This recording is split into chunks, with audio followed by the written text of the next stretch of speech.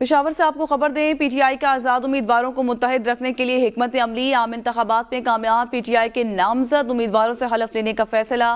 शाहिद खट्टक का हलफनामा सामने आ गया। नून लीग, पीपल्स पार्टी समेत किसी पार्टी को ज्वाइन नहीं करूंगा।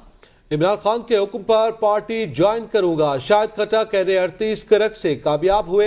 आम खबर है, आपको बता रहे हैं, आम इंतखाबात में कामयाब पीटीआई के नामजद उम्मीदवारों से हल्फ लेने का फैसला कर लिया गया है। NA-38 से नौमुंतखब रुकन शाहिद खट्टक का हल्फनामा सामने आया है और जिसमें उन्होंने कहा है कि नून लीग PP समेत किसी पार्टी को ज्वाइन नहीं करेंगे। इस हवाले से मजीद जानेंगे मोहम्मद फयाज से। जी फयाज, बताइएगा, आप पीटीआई के जो नामजद उम्मीदवार हैं वो इस वक्त हल्फ दे रहे हैं।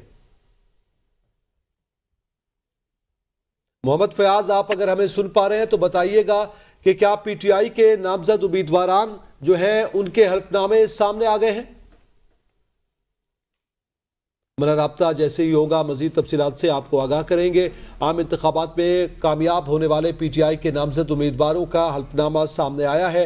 इस हवाले से मजीद जानेंगे मोहम्मद फयाज से। जी फयाज, बताइएगा, इस वक्त जो नून लीग के कामयाब होने वाले आज़ाद उम्मीदवार हैं पीटीआई के, उनका हल्फनामा सामने आया है?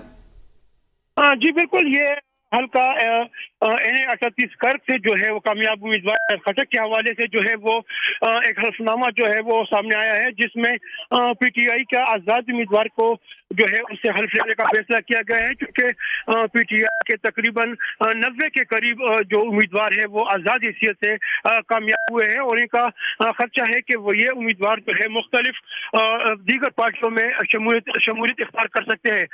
इस हवाले से कहा जाए है क्योंकि इनको दूसरी पार्टियों में जाने से रोकने के लिए बाकायदा बहुत शुक्रिया, इस मुतालिक आप हमें तफसीलन बता रहे थे।